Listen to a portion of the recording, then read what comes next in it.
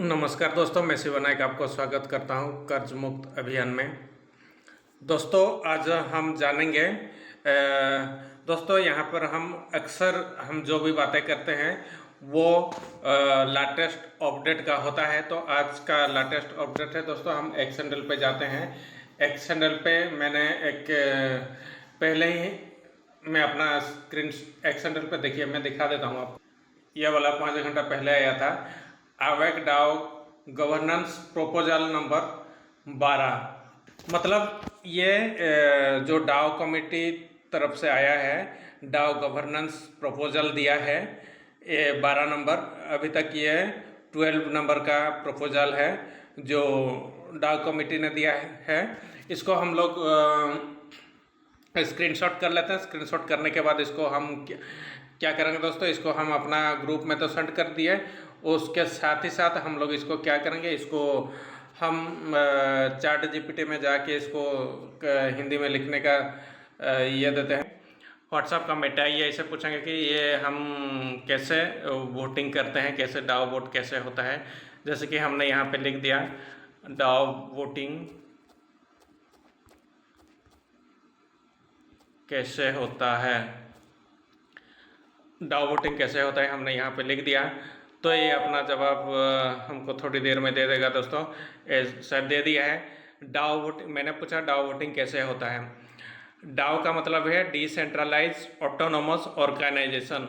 आसान भाषा में इसका मतलब है, डाओ का मतलब है आसान भाषा में एक ऐसा प्रोजेक्ट जिसे कोई एक मालिक नहीं चलाता, सारे टोकन होल्डर मिलकर वोट करके फैसला लेते हैं। जैसे कि हम लोग का दोस्तों एलजीएनएस में, अनुविस एलजीएनएस में, इसमें कोई मालिक नहीं है दोस्तों। यहाँ पे जितने भी टोकन होल्डर है, आप अगर एक भी टोकन रखे हैं तो उसका मालिक आप भी हैं, 100 टोकन रखे हैं तो उसका मालिक वो है। तो इसी तरह टोकन होल्डर ही इसका मालिक होता है। तो इसीलिए दोस्तों कोई भी यहाँ पर कोई भी कॉन्ट्रैक्ट पास होता है, जैसे कि संसद में कोई भी बिल पास होने के लिए, कोई सा भी, जैसे कि कोई सा भी एक नया नियम कानून अगर पास होने के लिए बिल पास करने के लिए होता है तो संसद में दोस्तों जो पॉलिटिशियन होते हैं उसको वो पास करते हैं। चाहे सरकार का हो चाहे विपक्ष के हो, वो लोग उसको पारित करने के लिए वो बहुमत के आधार पर उसका निष्कर्ष निकलता है। वो प्रपोजल का निष्कर्ष निकलता है, जिसमें बहुमत होता है उसी का रिजल्ट उसको दिया जाता है। उसी तरह दोस्तों यहाँ पे अगर बहुमत के आधार पर जो भी प्रपोजल आता है, बहुमत के आधार पर उसका निष्कर्ष निकाला जाता है। नियम, जितनी ज़्यादा टोकन उतनी ज़्यादा वोट पावर, 100 टोकन में 100 वोट की गिनती मान्य होगी। मतदान विवरण जीएलजीएनएस गवर्नेंस टोकन के माध्यम से किया जाएगा। दोस्तों यहाँ किन किन लोगों ने यहाँ पे दे सकते हैं, जिनके पास जीएलजीएनएस का गवर्नेंस टोकन है वो दे सकते हैं, यहाँ पे डाओ वोटिंग कर सकते हैं। प्रत्येक 0.005 जीएलजीएनएस इक्वल टू एक वोट। दोस्तों जिसके पास भी 0.005 जीएलजीएनएस होगा दोस्तों, वो इसका वोट कर सकते हैं। वो अगर जिनके पास भी है 0.005 जीएलजीएनएस है, वो एक वोट के मान्य होंगे। प्रस्ताव स्वीकृति होने पर अवेक डाओ आधिकारिक रूप से एलजीएनएस प्राइस प्रोटेक्शन फंड का स्थापित करेगा तथा इस प्रस्ताव के अनुसार संचालन और गवर्नेंस ढांचे की चरणबद्ध तरीके से लागू करेगा। मतदान की अवधि प्रस्ताव प्रकाशित होने के तुरंत बाद शुरू होकर 24 घंटे तक चलेगी। मतदान समाप्त होने के बाद प्रोटोकॉल स्वतः ही सभी वोटों की गणना करेगा और अंतिम परिणाम प्रकाशित करेगा। आधिकारिक मतदान समय सारणी और अंतिम परिणाम आधिकारिक चैनलों के माध्यम से अलग अलग से घोषित किए जाएंगे। ये रहा चैट जीपीटी, इसमें हम इसको स्क्रीनशॉट को हम इसमें कर देते हैं। उसके बाद हम इसमें लिखते हैं इसको हिंदी में समझाए, इसको हिंदी में समझाए। हिंदी में समझाएं। दोस्तों हमने इसको लिख दिया, उसके बाद इसको कर देंगे तो वो अपना सजेशन देके यहाँ चला आएगा। यहाँ पे जो स्क्रीनशॉट था उसको प्लस आइकन पे क्लिक किया, उसके बाद इसको मैं बताया, इसको लिख के दिया कि इसको हिंदी में समझाए बोल के मैंने लिख दिया, इसको हिंदी में समझाए, ये मैंने लिख दिया। उसके बाद मैं इसको क्लिक जब हम करूँगा, मैं यहाँ पे जब क्लिक करता हूँ, मैं यहाँ पे क्लिक करता हूँ, वो अपना सजेशन यहाँ पे दे देगा। यहाँ पर वो अपना सजेशन दे दिया। दोस्तों यह क्या क्या बोला है इसको मैं आपको पढ़ के सुनाता हूँ। इसका मतलब क्या है, ये जो मैसेज आया है इसका मतलब ये है, ये एक डाउ गवर्नेंस प्रपोजल नंबर 12 है, आवक 12 है। इसका मुख्य उद्देश्य एलजीएनएस प्राइस प्रोटेक्शन फंड्स, एलजीएनएस मूल्य सुरक्षा कोष बनाना है। आसान हिंदी भाषा में अगर समझने जाएं तो इसको आवक डाउ चाहता है, डाउ कमेटी चाहता है कि आवक इकोसिस्टम रिजर्व फंड से 1 करोड़ डाई निकालकर एक एलजीएनएस प्राइस प्रोटेक्शन फंड बनाया जाए। इस फंड का उद्देश्य एलजीएनएस टोकन की कीमत को अधिक स्थिर रखना और बाजार में अचानक होने वाली बड़ी गिरावट के समय सहायता करना है। दोस्तों ये बोलते हैं कि डाउ कमेटी बोल रहा है कि 1 करोड़ डाई को निकालकर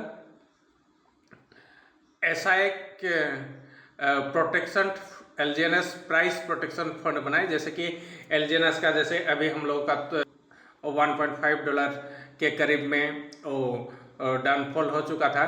तो ऐसी स्थिति में अगर ये फंड बनाया जाए एलजीएनएस प्राइस प्रोटेक्शन फंड, तो ये आने वाले जो प्राइस में गिरावट के समय में इसका उपयोग की जा सके। इसलिए दोस्तों ये डाउ कमेटी ने ये प्रस्ताव दिया है कि इसको वोटिंग करके कैसे क्या करें। तो ये फंड क्यों बनाया जा रहा है इसका डिटेल्स भी यहाँ पर दिया गया है। ये फंड बनाया इसलिए जा रहा है कि एलजीएनएस की कीमत की स्थिर रखने के लिए, बाजार में पर्याप्त लिक्विडिटी बनाए रखने के लिए और निवेशकों के लंबे समय तक विश्वास बनाए रखने के लिए, पूरे आवक सिस्टम को आर्थिक रूप में मजबूत बनाने के लिए, जोखिम प्रबंधन को बेहतर बनाने के लिए इस फंड का उपयोग कैसे होगा। दोस्तों उसके बाद ये बोलता है कि इस फंड का उपयोग कैसे होगा, ये यहाँ पे दे देता है। जब एलजीएनएस की कीमत में असामान्य गिरावट या बहुत अधिक उतार चढ़ाव होगा, तब ये फंड बाजार को सहारा देने के लिए उपयोग किया जा सकता है।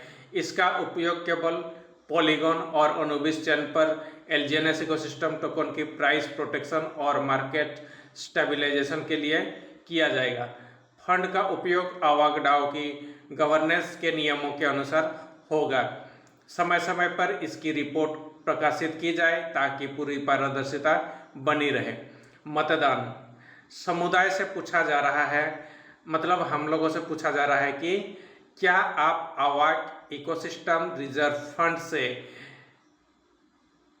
1 करोड़ डाई लेकर एलजीएनएस प्राइस प्रोटेक्शन फंड बनाने का समर्थन करते हैं। यदि समुदाय की मंजूरी मिलती है तो ये फंड आधिकारिक रूप से स्थापित कर दिया जाएगा। दोस्तों यहाँ पे आप जानते हैं कि डाउ कमेटी अक्सर डाउ वोटिंग किया करते हैं। कोई भी एक कॉन्ट्रैक्ट, जैसे कि हम लोग का 137 कॉन्ट्रैक्ट है, तो वो धीरे धीरे होकर रिलीज हो रहा है। आप जानते हैं हम लोग का इंडिया गवर्नेंस में कोई भी अगर नया चीज़, नया कानून पास होता है, उसके लिए अपना उन लोग का सारे लीडर्स हैं, उन लोगों से एक बार पूछा जाता है कि क्या आप चाहते हैं कि ये बिल पास हो जाए। कोई भी चीज़ पास होता है तो बहुमत के आधार पर होता है। अगर ज़्यादा वोटिंग अगर बहुमत की ओर रहता है, वही को वो बिल पास किया जाता है।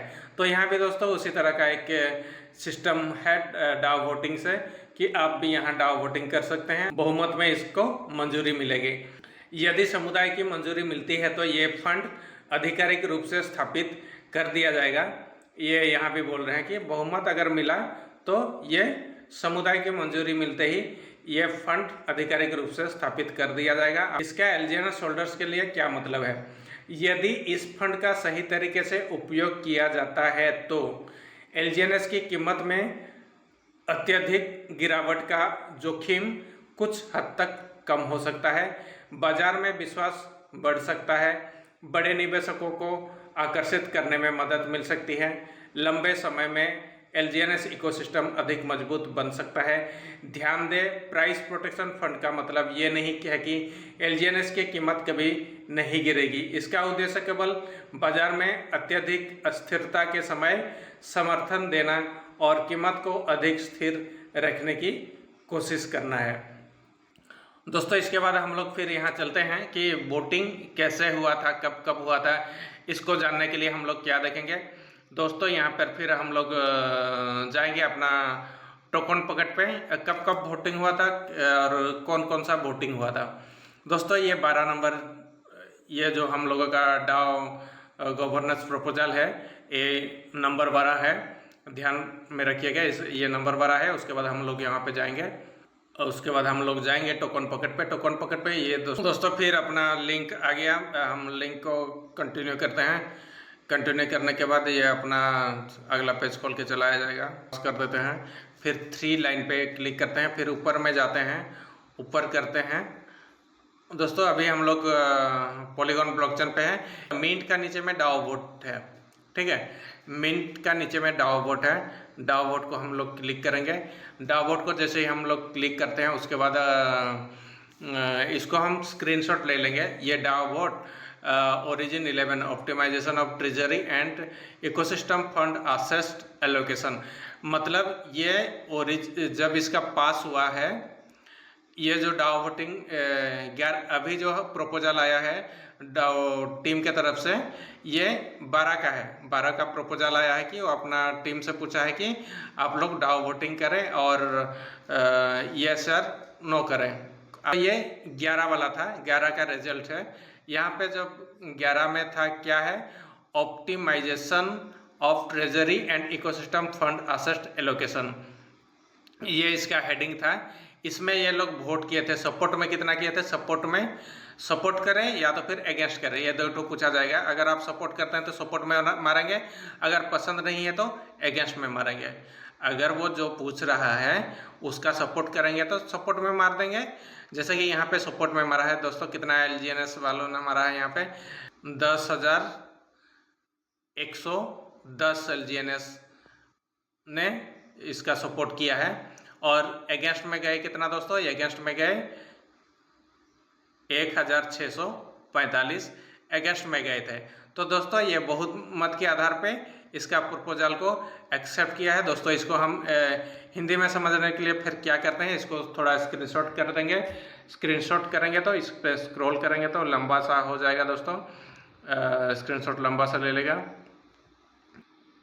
यहाँ दोस्तों हो चुका है, इसको मैं डाउन करता हूँ। डाउन करने के बाद हम लोग फिर कहाँ जाएंगे दोस्तों, हम लोग फिर जाएंगे इसको चैट जीपीटी में।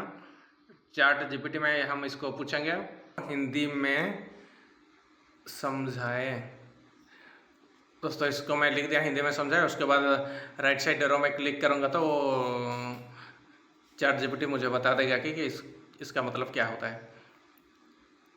दोस्तों यहाँ पे वो लिख के मुझे दे देता है, ये ओरिजिन डाओ प्रपोजल 11 है। जैसे कि हेडिंग में ऊपर में देखा था, वो वोटिंग कैसे होता था मैं आपको दिखाया दोस्तों। वहाँ पे 11 का वोटिंग, 11 का रिजल्ट जो निकला था वहाँ पे, वो कैसे वोटिंग किए थे, क्या किए थे, उसका रिजल्ट यहाँ पे दिखाया गया है। उसमें क्या लिखा था दोस्तों, optimisation of treasury and ecosystem fund assessed allocation है। इसका उद्देश्य डाओ, इसका मतलब ये था कि इसका उद्देश्य था डाओ के ट्रेजरी में रखे स्टेबल कॉइन का बेहतर उपयोग करके भविष्य में अधिक लाभ और सुरक्षा प्राप्त करना। इसका मतलब था दोस्तों, ट्रेजरी में रखे गए स्टेबल कॉइन को बेहतर उपयोग करके भविष्य में अधिक लाभ और सुरक्षा प्राप्त करना। आसान हिंदी में समझने के लिए इसका प्रस्ताव किया था दोस्तों। आसान हिंदी में अगर समझे तो इसका ओरिजिन डाओ के ट्रेजरी में डाई यूएसडीटी जैसे स्टेबल कॉइन बड़ी मात्रा में जमा है। ये प्रस्ताव कहता है कि इन स्टेबल कॉइन का कुछ हिस्सा मजबूत क्रिप्टो संपत्तियों में निवेश किया जाए। मतलब ये जो ट्रेजरी में जमा था दोस्तों, डाई यूएसडीटी जैसे स्टेबल कॉइन बड़ी मात्रा में जमा है, तो उसको क्या करना है, उसी का स्टेबल कॉइन का कुछ हिस्सा मजबूत क्रिप्टो संपत्तियों में निवेश करना। निवेश होगा ये प्रस्ताव के अनुसार निवेश किया जा सकता है बिटकॉइन जैसे मजबूत, ये में बिटकॉइन, इथेरियम, सोलाना, बीएनबी जैसे मजबूत कॉइन में निवेश करने के लिए ये प्रस्ताव दिया गया था। भविष्य में डाओ की मंजूरी मिलने पर, ये फिर यहाँ पे बोलते हैं कि अगर भविष्य में डाओ इसी तरह का वोटिंग होगा, अगर डाओ की फिर मंजूरी मिला तो वो गोल्ड टोकन ले सकता है, रियल वर्ल्ड असेट ले सकता है। कितना निवेश होगा? शुरुआत में ट्रेजरी के स्टेबल कॉइन का अधिकतम 60% निवेश किया जाएगा। कहता है कि शुरुआत में कितना निवेश किया जाएगा? ट्रेजरी के स्टेबल कॉइन का अधिकतम 60% निवेश किया जाएगा। वास्तविक निवेश का प्रतिशत बाजार की स्थिति देखकर डाओ की इन्वेस्टमेंट मैनेजमेंट टीम तय करेगी। ये पैसा कहाँ रहेगा? सभी ट्रांजैक्शन ऑन चेन होंगे, सभी लेन देन की जांच ऑडिट की जाएगी, समय समय पर ट्रेजरी की रिपोर्ट सार्वजनिक की जाएगी। इससे क्या फायदा होगा? महंगाई, इन्फ्लेशन से बचाव। यदि स्टेबल कॉइन की क्रय शक्ति कम होती है तो बीटीसी, इथेरियम जैसी संपत्ति या ट्रेजरी की वैल्यू को बचाने में मदद करेंगे। अधिक कमाई, अगर बीटीसी, इथेरियम, सोलाना, बीएनबी की कीमत भविष्य में बढ़ती है तो ड्राई ट्रेजरी की कुल संपत्ति भी बढ़ जाएगी। कम जोखिम, सारा पैसा केवल स्टेबल कॉइन में रखने के बजाय अलग अलग संपत्तियों में निवेश करने से अधिक जोखिम कम होता है। वोटिंग या मतदान, सपोर्ट में हाँ, यदि आप चाहते हैं कि ट्रेजरी के स्टेबल कॉइन का कुछ हिस्सा बीटीसी, इथेरियम, सोलाना और बीएनबी में निवेश किया जाए तो सपोर्ट में चुनें।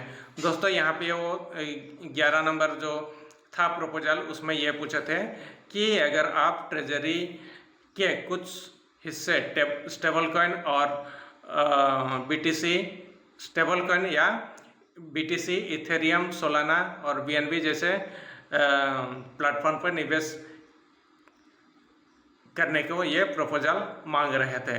अगर जो लोग सपोर्ट करते हैं तो सपोर्ट को चुनें, और जो लोग सपोर्ट नहीं करना चाहते हैं तो वो अगेंस्ट में दबाएं। यदि आप चाहते हैं कि ट्रेजरी का पैसा स्टेबल कॉइन में ही रखा जाए और कोई निवेश ना किया जाए तो अगेंस्ट को चुनें। वर्तमान वोटिंग स्क्रीनशॉट के अनुसार वो जो वोटिंग हो चुका था, जब इसका प्रपोजल मांगा गया था उसके बाद वोटिंग हुआ था, इसमें आपका 10,110 एलजीएनएस सपोर्ट में गए थे और अगेंस्ट में आपका दोस्तों 1645 गए थे। मतलब बहुमत में सपोर्ट को ही मिला था। इसका मतलब है कि अभी तक अधिकांश वोट सपोर्ट के पक्ष में ही थे। निष्कर्ष दोस्तों, रिजल्ट क्या मिला? ये प्रस्ताव एलजीएनएस टोकन के बारे में नहीं बल्कि डाओ ट्रेजरी के पैसे के बेहतर प्रबंधन के बारे में है। यदि ये प्रस्ताव पास होता है तो डाओ अपने स्टेबल कॉइन रिजर्व का कुछ हिस्सा बिटकॉइन, इथेरियम, सोलाना और बीएनबी जैसे बड़ी क्रिप्टो संपत्तियों में निवेश करेगा ताकि लंबे समय में ट्रेजरी मजबूत हो और इकोसिस्टम को अधिक से अधिक स्थिरता मिल सके। दोस्तों इसका तो चुनाव ऑलरेडी हो चुका था, तो दोस्तों इसका जो प्रपोजल था उस टाइम में था। इसी तरह का कोई भी स्मार्ट कॉन्ट्रैक्ट लॉन्च होता है तो इसी तरह का वोटिंग होता है। इसमें हम आप सभी वोटिंग करते हैं और इसका एक निष्कर्ष निकलता है, सॉल्यूशन निकलता है बहुमत के आधार पर, और वो यहाँ पे पास होके आधिकारिक रूप से सबके लिए ये लॉन्च किया जाता है। इसी तरह से दोस्तों आज आपके लिए ये 12 नंबर का जो प्रपोजल है एलजीएनएस प्राइस प्रोटेक्शन फंड के लिए दोस्तों, ये यहाँ पे प्रपोजल शुरू किया है और यहाँ पे आप हम लोग इसका ये करके वोटिंग के माध्यम से इसको चुनावी में हम लोग मतदान करेंगे, मतलब यस और नो हमको करना है। तो यहाँ पर देखते हैं हिस्टोरी प्रपोजल को।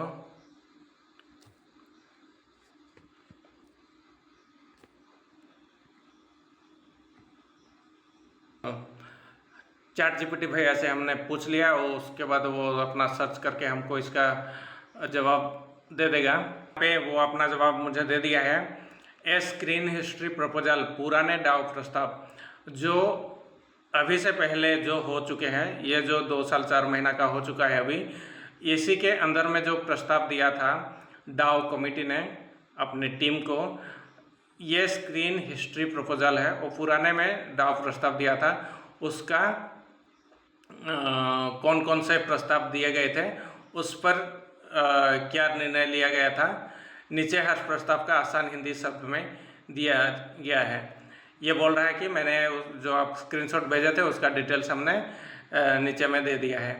अभी हाल ही में वो आपका 600 दिन के लिए जो लॉन्ग टर्म बॉन्ड कॉन्ट्रैक्ट जो रिलीज किया गया है 137 कॉन्ट्रैक्ट में से, ये जो लॉन्ग टर्म बॉन्ड 600 दिन के लिए कॉन्ट्रैक्ट हम लोग अभी जिसमें हम लोग स्टेक कर रहे हैं 600 दिन वाले में, ये भी 600 दिन रिलीज होने से पहले, पास होने से पहले, पारित होने से पहले ये डाव कमेटी को पूछा गया था कि ये इसको लॉन्च करें कि नहीं, तो डाव कमेटी ने इसका भी जवाब हाँ में दिया था, सपोर्ट में किया था, इसलिए वो लॉन्च हुआ। तो 600 दिन की लंबी अवधि वाला बॉन्ड कॉन्ट्रैक्ट शुरू करने का प्रस्ताव, इसमें उपयोगकर्ता अपने टोकन लंबे समय 600 दिन के लिए लॉक करके अधिक रिवार्ड प्राप्त कर सकते हैं, इसलिए यह कॉन्ट्रैक्ट पास हुआ था।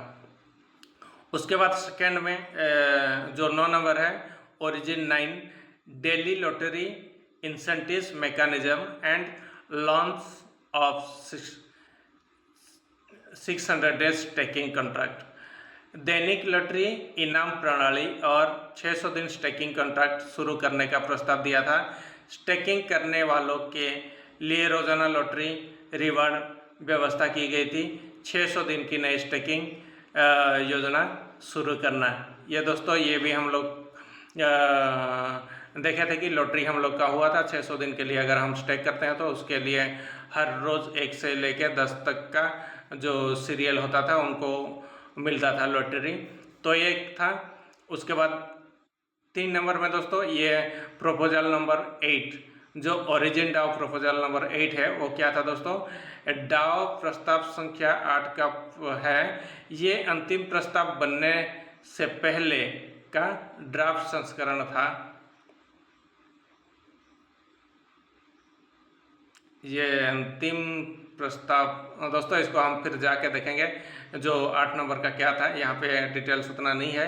फिर 7 नंबर का दोस्तों क्या था, 7 नंबर डाव प्रस्ताव संस्करण 7 का प्रारूप, 6 का आधिकारिक प्रस्ताव, फिर 5 का भी था, उसके बाद 6 का। दोस्तों यहाँ पे उतना डिटेल्स नहीं दिया है, तो हम जाके वहाँ पे थोड़ा देखते हैं वहाँ क्या है। हो सकता है चैट जीपीटी भैया ने कुछ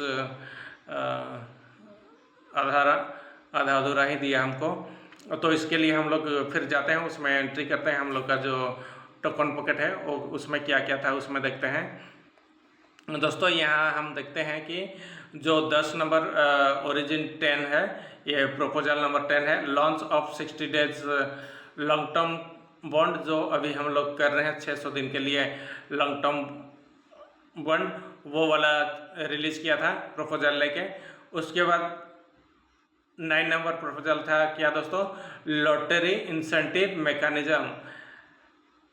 600 दिन के लिए जो लॉटरी इंसेंटिव्स मैकेनिज्म था वो लॉन्च किया था। उसके बाद ओरिजिन डाउ प्रपोजल 8। हाँ दोस्तों, इसमें कुछ डिटेल्स नहीं दिया है, इसलिए चैट जीपीटी भैया ने मुझे डिटेल्स नहीं दिया, हम लोग को डिटेल्स नहीं दिया। ये ऐसे ही करके एक एक करके पास हुआ था और प्रपोजल दिया था। तो डाउ कम्युनिटी सपोर्ट अगर करते हैं, बहुमत में अगर सपोर्ट इनको मिलता है तो वो अगला ये जारी कर देते हैं। तो इसी तरह दोस्तों ये भी हम लोगों के जारी करने के लिए आया है कि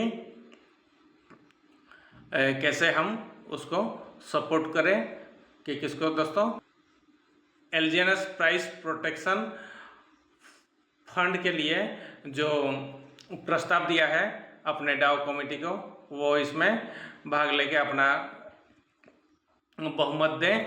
तो जिस तरफ अगर बहुमत हाँ होगी तो ये बिल पास हो जाएगा, अगर ना होगी तो ये कैंसिल हो जाएगा। तो दोस्तों यहाँ पे आप हर रोज़ बने रहें, यहाँ पे आपको लेटेस्ट अपडेट मिलता है। इस चैनल में आपको हम हर दिन यहाँ का लेटेस्ट अपडेट बताने की कोशिश करते हैं। अगर कोई इसमें सवाल जवाब करता है तो उसका क्वेश्चन का भी हम आंसर देने की कोशिश करते हैं। और हमको जितना मालूम है उसको हम यहाँ पे वीडियोज़ बना के आप तक पहुँचाने की कोशिश करते हैं। और जैसे कि हम हर दिन ये बोलते हैं कि मैं कोई फाइनेंशियल एडवाइज़र नहीं हूँ और ना ही मैं क्रिप्टो का ज्ञाता हूँ, मैं आप ही की तरफ एक साधारण इंसान हूँ। जो मुझे नॉलेज है मैं बस आपको उस नॉलेज को मैं शेयरिंग करता हूँ।